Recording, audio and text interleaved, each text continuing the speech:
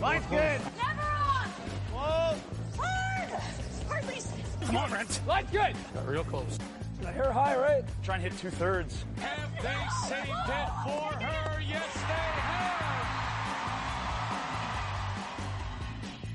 Ooh, welcome to Game of Stones, everybody. I am Sean Graham, Scott, physically distancing. As always, hello, Scott. Sean, big news today. Big news. Oh, wow. Oh, what is it?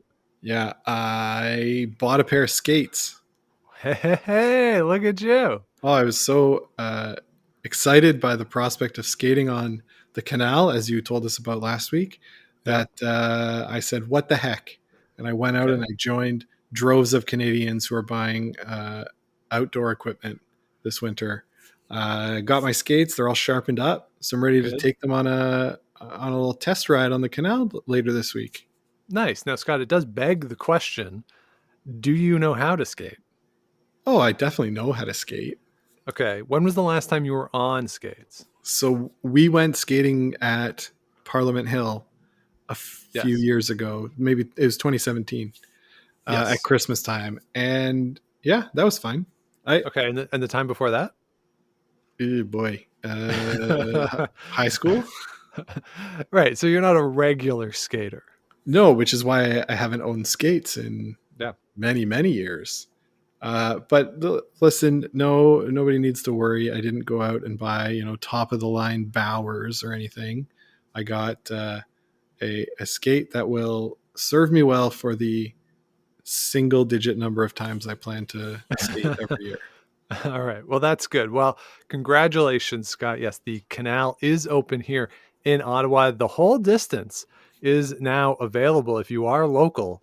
The entire 7.8 kilometer stretch of the Rideau Canal, or at least the 7.8 kilometer stretch that they turn into the skateway, is now open all the way from downtown through to Dow's Lake, down to Carleton University. It is an exciting moment.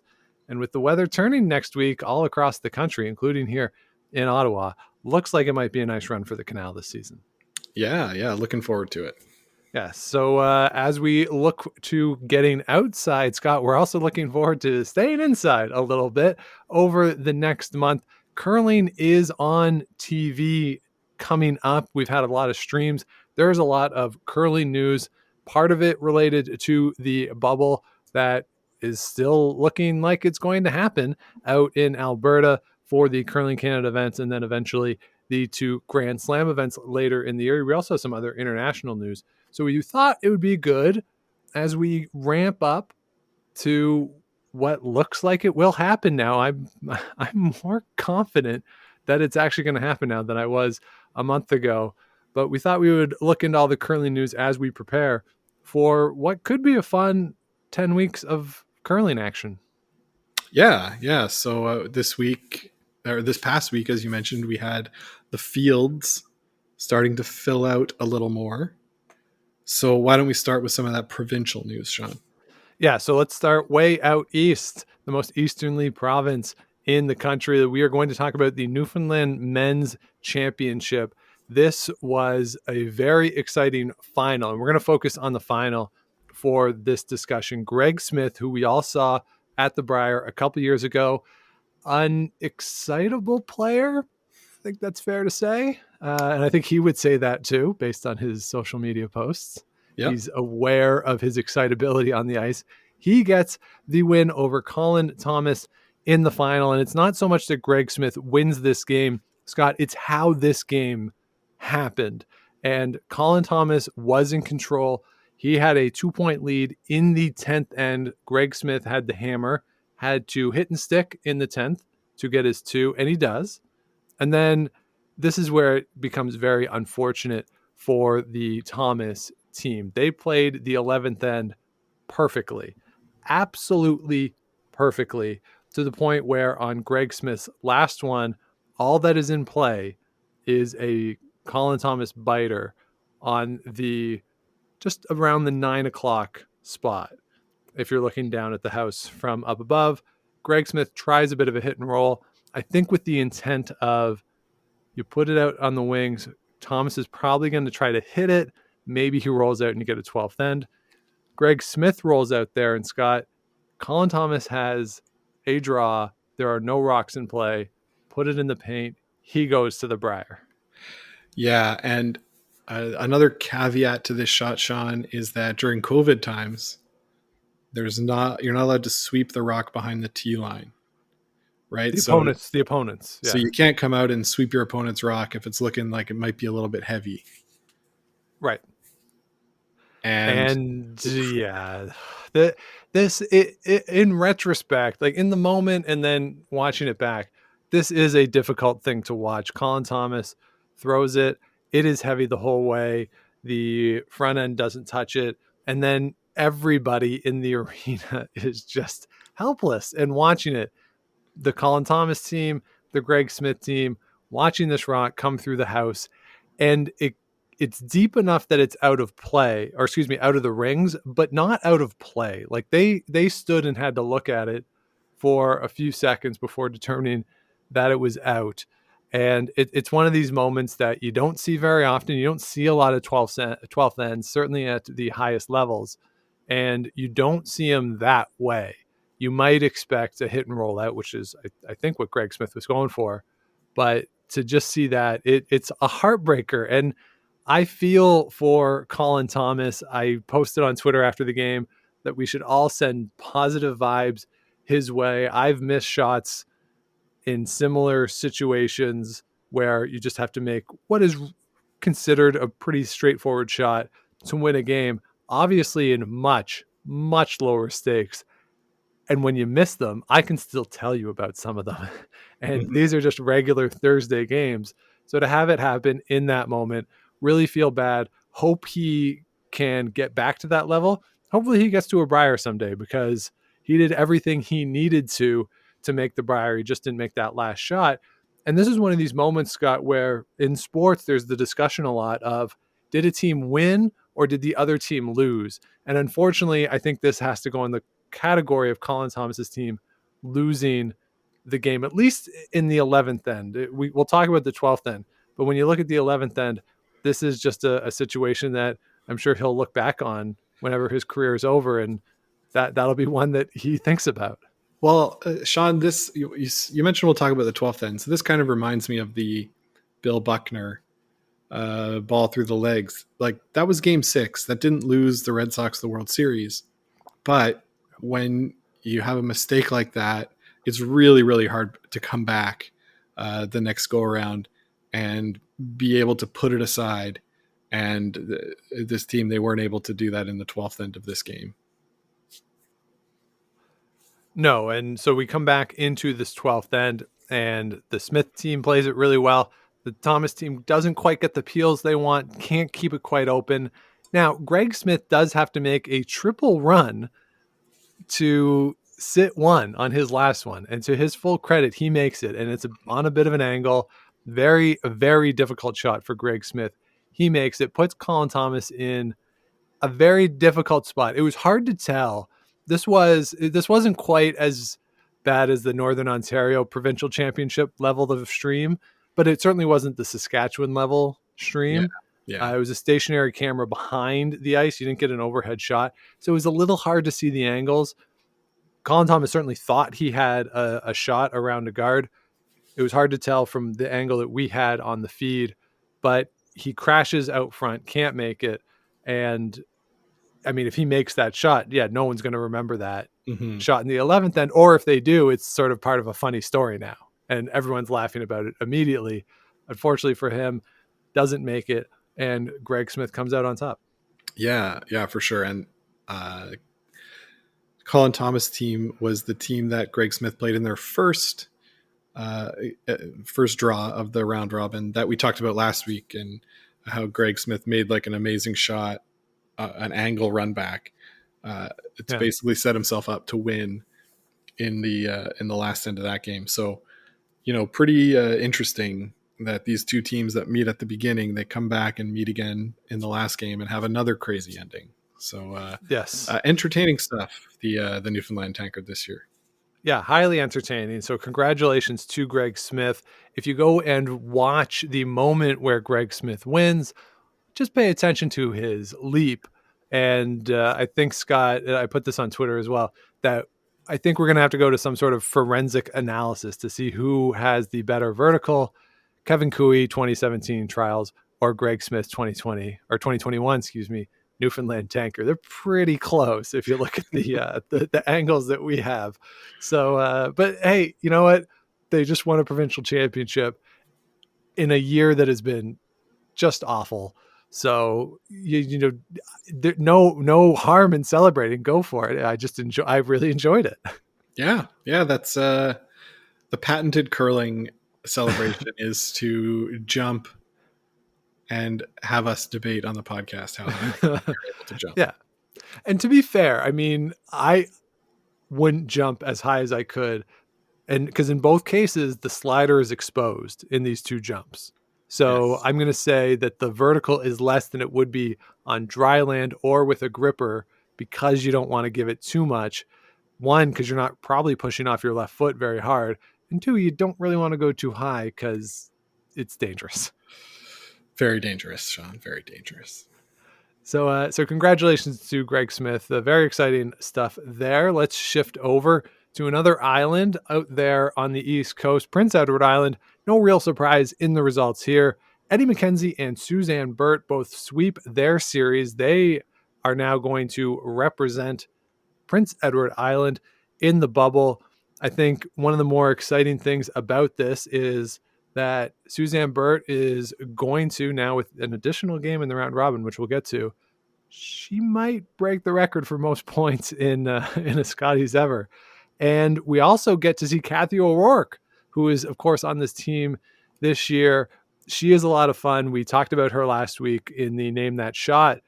We used one of their shots from 2010, or a shot in their game in 2010. Mm-hmm. So it'll be fun to see Kathy O'Rourke back. Suzanne Burt will get at least one TV game, probably a couple when you look at the schedule. So it'll be fun to have Kathy O'Rourke back on our television screens. Yeah, absolutely. And like you said, Sean, that's that went pretty true to form. Those results. Just before I move on too much, we should note that Sarah Hill and her rink beat Mackenzie Mitchell, also of St. John's, in the Newfoundland and Labrador women's provincial. So that was the best 3 out of 5 as well between those two teams. And Sarah Hill will be the representative at the Scotties. Yes. My apologies for missing that. Thank you, Scott. Hey, that's what I do. And Sean, so PEI, like I said, went pretty true to form. And so that victory by Suzanne Burt solidified what was going to happen with the wild cards at the Scotties. And I think we have one more to get to before we'll talk about that, but that sort of gave some clarity to how the field would play out.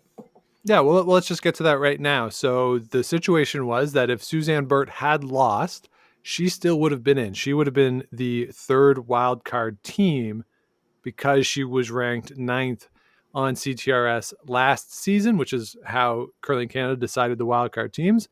But with their new biggest fans, Team Beth Peterson, out in Winnipeg cheering them on, they, of course, win. So Beth Peterson and her squad will make their debut at the Scotties, and it puts another Manitoba team in. All 3 wildcard teams are from Manitoba, plus Team Manitoba as Jennifer Jones and Team Canada as Carrie Anderson. And Scott, we have 5 Manitoba teams in the 2021 Scotties field, and with a big assist to Suzanne Burt. Yeah, and good job by us in crowning Manitoba the top curling province. Yeah, we were on that first. Yeah, let the record show. We had it first. Yeah. So Beth Peterson is in. And then the final team to fill out the Scotties field, that was played up north this weekend. And on the women's side, Carrie Galusha wins the Northwest Territories. Her team out of Yellowknife will make another appearance at the Scotties. On the men's side, of course, Jamie Cooey announced that his team was not going to play. So Greg Skog, I hope I pronounced that correctly, that team wins. Tom Nogler's on that team, so we'll get to see Tom again in the field, which is always fun. But a different team on the men's side, but Carey Galusha, a very familiar face, will be back at a Scotties. Always fun to see them in the field. Yeah, it's sort of expected at this point for them to come down from the territories, but looking at their celebration, they were pretty excited by it. Yeah, for sure. So yeah, good field for the Scotties. Yeah, so the entire field of 18 is now set. We've gone through it a couple times on the podcast before, and we'll do a full team preview, full mega preview of the Scotties in a couple weeks as we look ahead to it. But just looking at the field and initial impressions, I think it's a pretty strong field overall, and I think it'll make for a fun week. So no real complaints with the field this year. Yeah, I looked at the pools, and I guess we'll get to that in a second. Yes.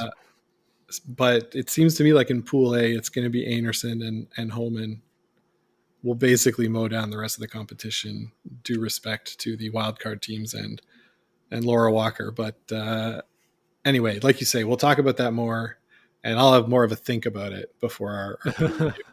Yeah. That's just me like reacting to the draw right off the top of my head. All right. Well, let's just talk about the format and the draw, which Curling Canada released yesterday, because you mentioned it, Scott. So pools, as we are used to, but this year there are going to be 2 pools of 9 teams because we have 18 teams. This means that the result is that we do not have a page playoff system this year. So each team will play 8-game round robin from Friday. The wild card slot on Friday night, that wild card game, that is going to be a full 4-game draw.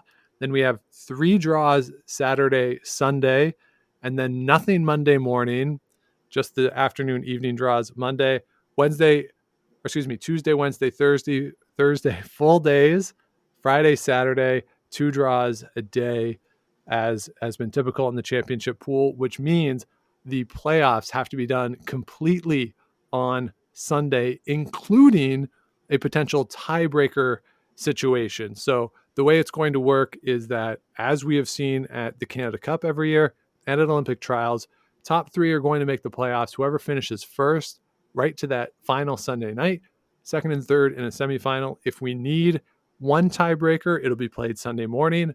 Presumably, it doesn't say this on the schedule, but if you have a situation where you might need multiple tiebreakers, you do have a slot available late Saturday night that you could fit another tiebreaker in if necessary. But Scott, this could be a pretty rushed, or this will feel rushed for the playoffs, but we'll see how it plays out. And just on first blush, how do you feel about this? No page, the full team continuing the championship pool as we've seen the past couple of years. Just what was your initial reaction to this? I love it. I don't think that there's been a team that's finished 4th that has won in a long time. There's a few 3rd place teams. Right. And honestly, if things stay clustered the way they've stayed clustered the last couple of years with this pool format, there will be a tiebreaker. So I don't think the team that finishes 4th will really have many complaints. I think maybe 2 years ago there was 3 teams 9-2 and 1 team 8-3 by the end of the championship pool. But I anticipate it to be more like, maybe 1 team 9 it's going to be different numbers now, but maybe like 12. You'll have 12 2. games. So maybe like 10-2 or 11-1, and then the 9-3s, 8-4s are sort of all in the mix. And I believe there will be a tiebreaker for this. This is my first bold prediction. Okay, and I we'll see. I mean, I sort of jotted down as I was thinking about this yesterday. I think 9-3 is going to be that number. It's going to be hard to get to 4 and still have a chance. And what's exciting about that, to me at least, is it puts greater emphasis on it. I mean, this format already did that, but on some of those early week games.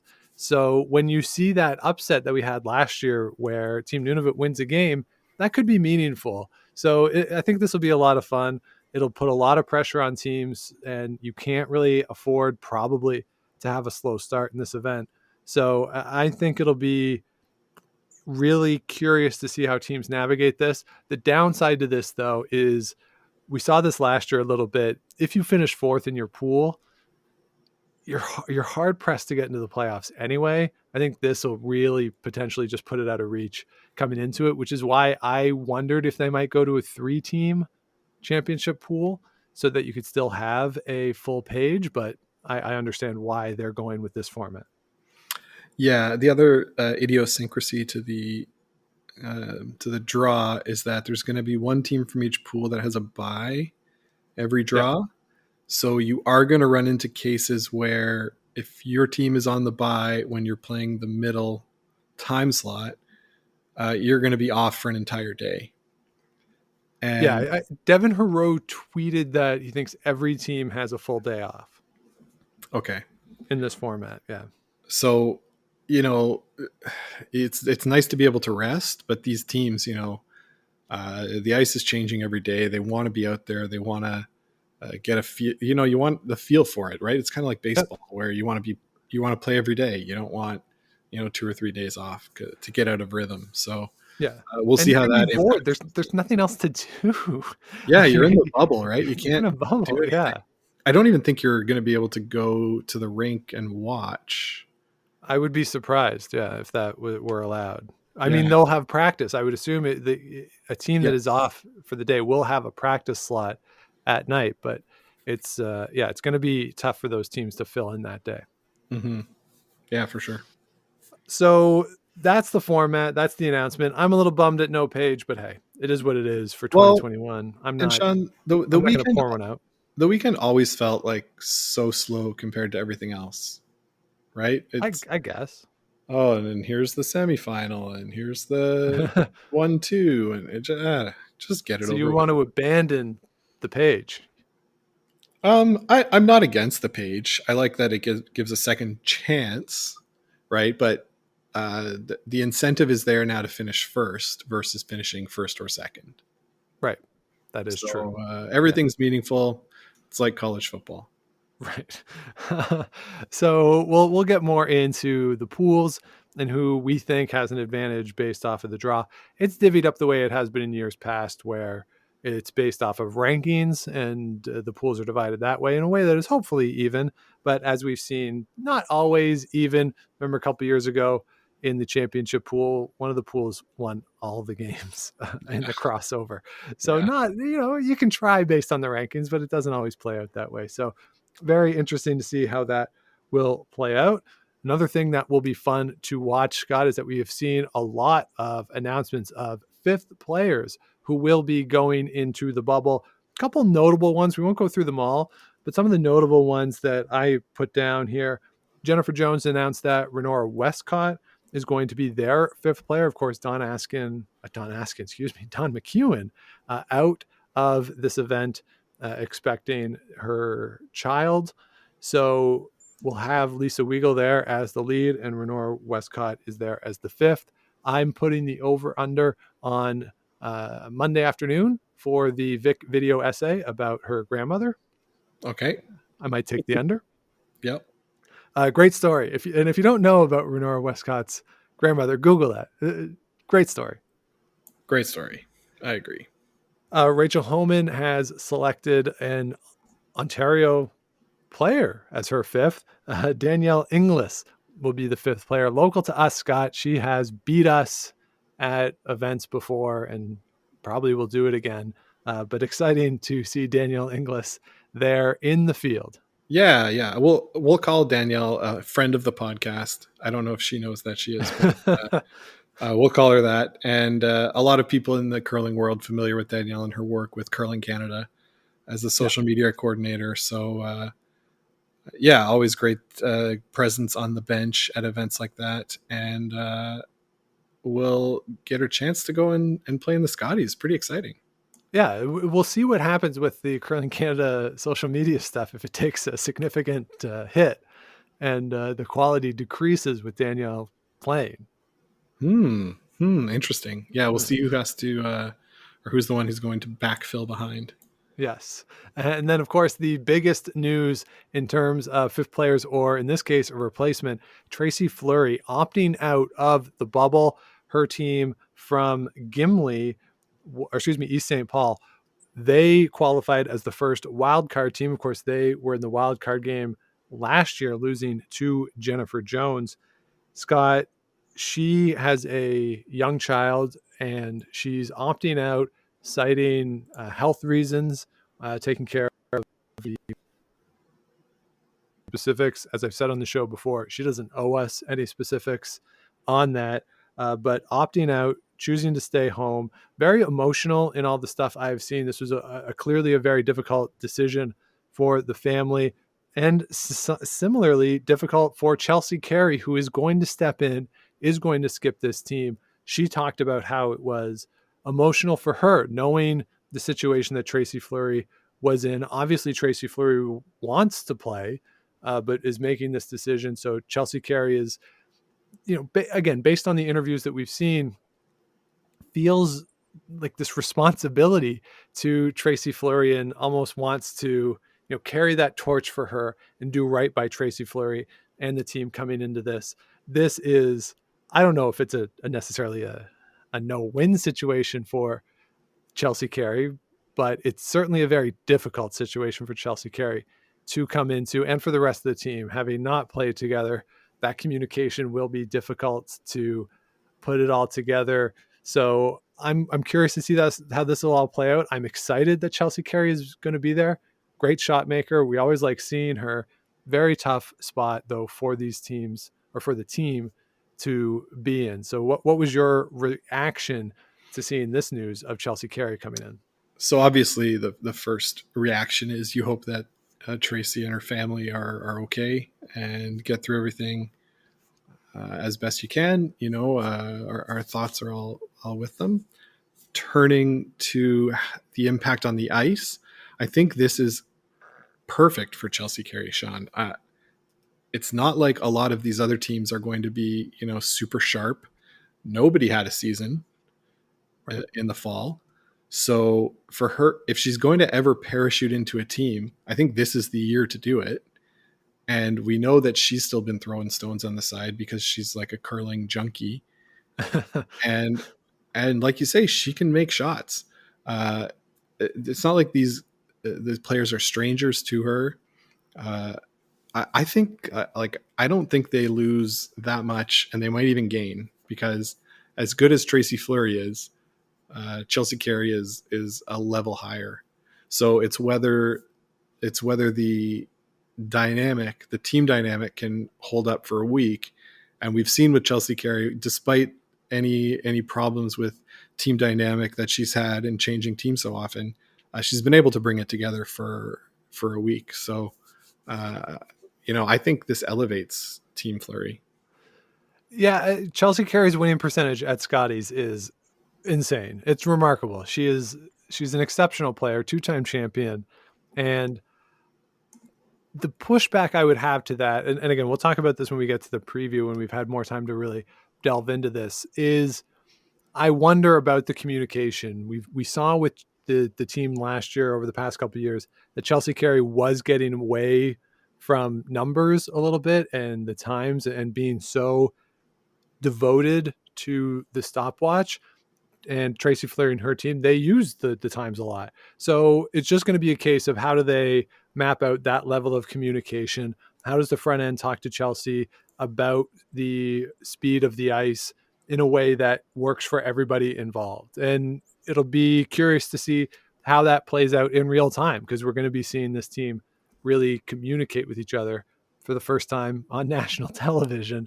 So in terms of shot making, though, I agree.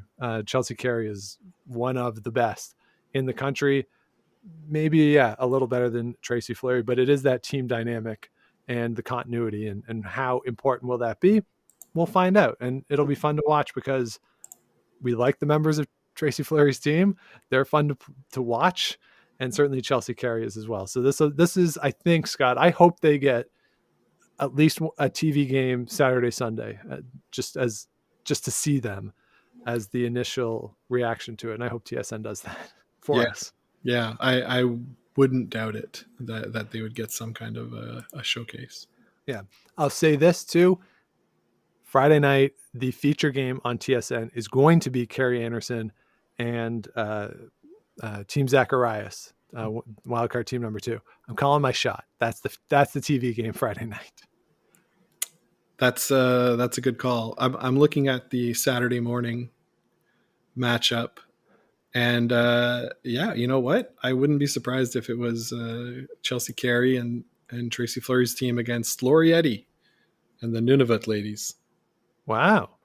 I would be surprised by that.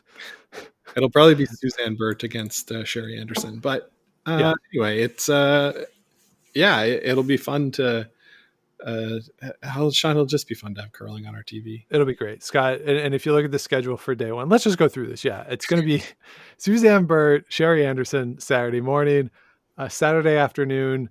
I'm going to go with maybe Beth Peterson and Rachel Holman. Saturday night, that's where you're getting Chelsea Carey. It's going to be this Tracy Fleury team skipped by Chelsea Carey against Jennifer Jones Saturday night. I'm calling that for the first 4 draws. Yeah, I think you're right. All right. So yeah, we're excited for this. Again, hope it happens. We're still over 2 weeks away. So we'll see how it goes. Let's shift over to the Brier bubble. Some news coming out about that in terms of the fifths. We have for Brad Gushu and his team, Ryan Lambswood is going to play for them as the 5th. This is another case of Brad Gushu bringing in a young player. And I wanted to point this out just because Ryan is a player who played with them in one of their events in Halifax. And this could be a case of Brad Gushu kind of doing what Brad Jacobs did a couple of years ago with Tanner Horgan in trying to give a younger player experience at the Brier. Obviously, this experience at the Brier is not typical Brier experience, but get to go, kind of get to see what it's like, see what the scheduling is about, some of the additional responsibilities that go into this spiel versus others. So one of those choices that Brad Gushu has made, I think, with the future of Newfoundland curling in the back of his mind to get Ryan Lambswood there. So that's a great choice, and one of these things that I like when these established teams do this. Yeah, and Sean Ryan Lambswood, he came out the gate at the Newfoundland provincial and ran the table until the last draw, lost to Greg Smith, and as a result, they were both 6-1. Smith got to buy into the final as the first place team, and then he lost the semifinal to Thomas. So has played with Gushu, as you mentioned. Very good young player. It will be very good experience for him to come to the Brier, see how everything goes, and come back strong in next year's Newfoundland Tankard, because there's no guarantee that Brad Gushu will be playing in next year's Tankard. So no, absolutely, he could either be Team Canada again, or he could be on his way to Beijing for the 2022 Olympic Games. Exactly. So the other news on the men's side, Team Glenn Howard, they are the 3rd wildcard team, along with Mike McEwen and Kevin Cooey. And Scott, great news. Wayne Madaz going back to the Brier. He will be their 5th player. I hope he plays just so we can call line once on a TV game, because that's one of my favorite things. Darren Moulding is a close second, but Wayne Madaz, he's the king. His like, no, like not close. He sort of laughs, on both the whoa and the sweep. He's like, yes, yeah. Oh, it's great. Yes, very good, very good. And Sean, I don't know if this was next on your list, but Team Jamie Murphy. Yes, this is the big news. This is the big news. So they are going to the Brier, but the skipper can't make it due to his work commitments. They've brought in Sean, the golden god himself. Scott McDonald is going to parachute in and skip this team. We're all excited to have more Scott McDonald on our screens. No more than Ryan from Rocks Across the Pond, I'm sure. but it'll be really good to see Scotty McDonald back there at the Brier again, and it won't be as much of a drop off from a shot making perspective from Jamie to Scott as we were anticipating it might be.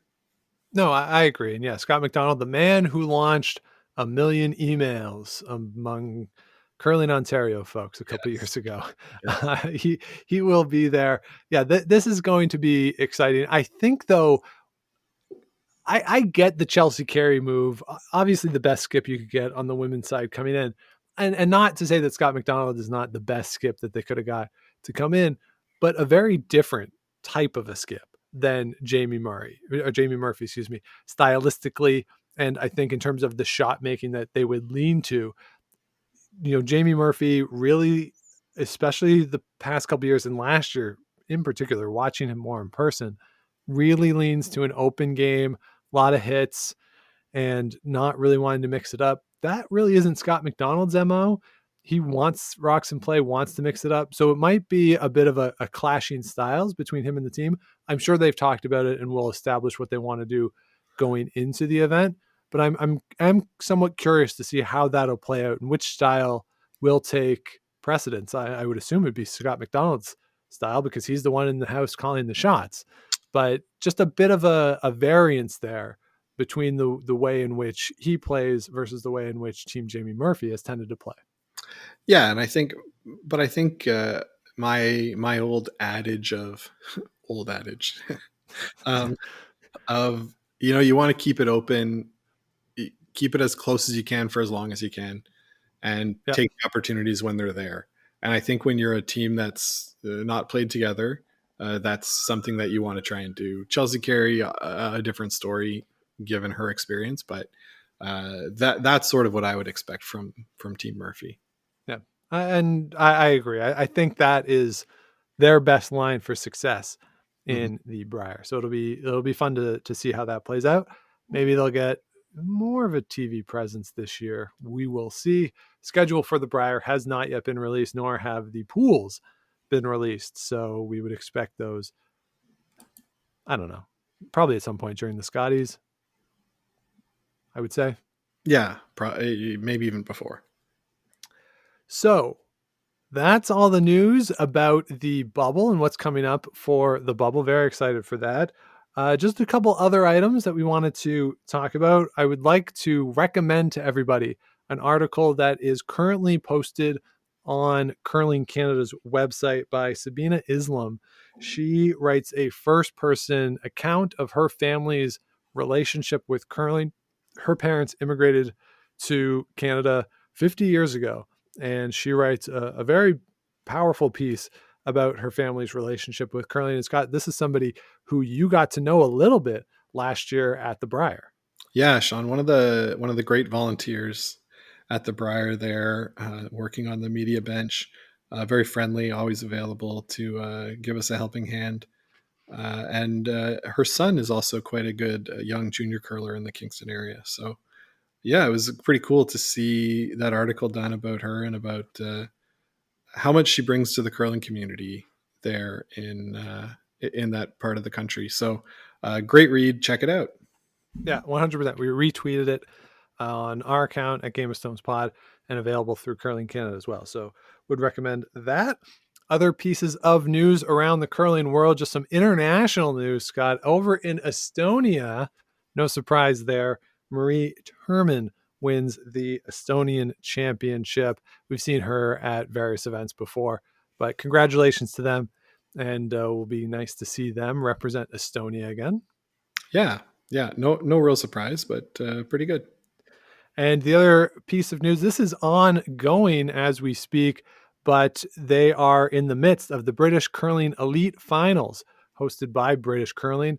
This is an event that is currently taking place as we speak. They have played 6 draws in what I believe is a double round robin. And we have 5 teams, 5 men's teams, 5 women's teams participating. No surprise if you look at the standings on the women's side, Eve Muirhead is undefeated through her 5 games so far. On the men's side, Bruce Mowat and his team 4-1. Their one loss was to Ross Patterson and his team, who is in second place or tied for second place as we speak right now with one round robin game left. Yeah, not too surprising. I do think, though, that it was James Crake and his team from Aberdeen that actually beat Ross Patterson. I want to make sure that's right. Yeah, they beat the next end yesterday.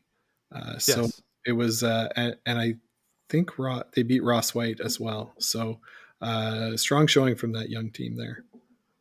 Yeah, very impressive to this point. They did lose their 2 games to Bruce Mowat, but yes, you're right. They did beat Team White as well. So we'll see what happens there. The finals or the end of this event, the final of it, will be on Friday.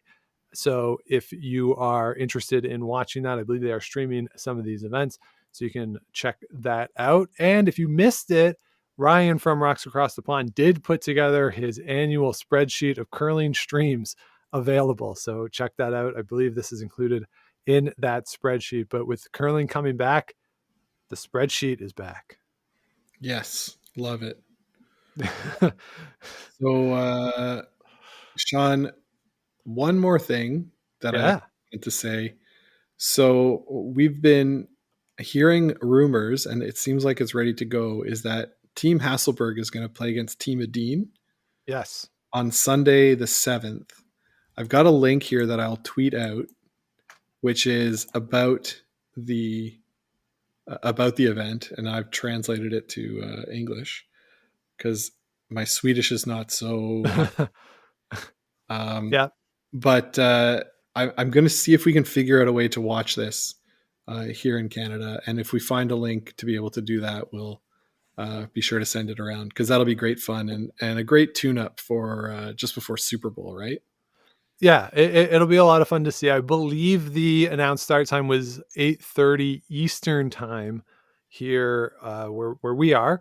That's so right. You can, I'll Brian Williams this up. So, 10:30 or 10 o'clock in Newfoundland, 9:30 in the Atlantic, and so on and so forth. I won't do the full Brian Williams, but 8:30 Eastern time, 5:30 Pacific time. And a fun event. Wake up Sunday morning, have your breakfast, do whatever it is you do on a Sunday morning, and have 2 of the best teams in the world play as you watch along. Yeah, for sure. And like I say, hopefully we'll figure out a way to watch, but either way, we'll have our eyes on the line score. Absolutely. So there you have it. I think that's all the news in the world of curling, at least at the elite level right now, Scott, as we sit here in Ottawa. In Ontario, the provincial lockdown is scheduled to end as we speak on February the 11th. Some clubs are holding out hope that recreational curling will come back. And I know that's the case in various places across the country where there are certain facilities that are holding out hope that they will be able to get back onto the ice. We'll see what happens. I've been heartened to see the number of folks who have created backyard curling rinks, who are going out to lakes and rivers that have frozen over with some stones and throwing, or even jam can in some cases. It's been a lot of fun to see that folks are still trying to get out there, get their curling fix in any way they can. And, Scott, you lived in Vancouver and Victoria. I got to say, that's one of the downsides of living out there. You don't get those frozen lakes and rivers to do these sorts of things. Well, Sean, there you go. That's the main reason I haven't had skates until now. West Coast, you never see ice. So hopefully everyone has, being safe. And if you've been able to get out there and do some sort of curling, that's great. Send us some photos. It's been a lot of fun to see that online over the past few weeks as the weather has turned in most of the country, and it's safe now to get out on the ice. The ice is thick enough that you're not endangering yourself by heading out there. Yes, that's right. So that will do it for this week. Thank you, everybody, so much for listening. If you have not yet, please do subscribe wherever it is you get the podcast. Do the likes, the ratings, comments, do all that fun stuff. Really helps us out. And of course, if you want to let us know what you want to hear on the show, Game of Stones podcast at gmail.com. You can follow along everything that's going on on Twitter and Instagram at Game of Stones Pod. Scott is there at Scott Likes TV. I am at the Sean Graham. And I think what I'm going to do here, Scott, is I'm going to tweet out my sort of temporary setup here, because it's the more I record in this setting, the stranger it feels. Cool. Yeah, I'm excited to see. So definitely check everything out there and head on over to gameofstonespod.com. All of our past episodes are there, plus the link to the merch.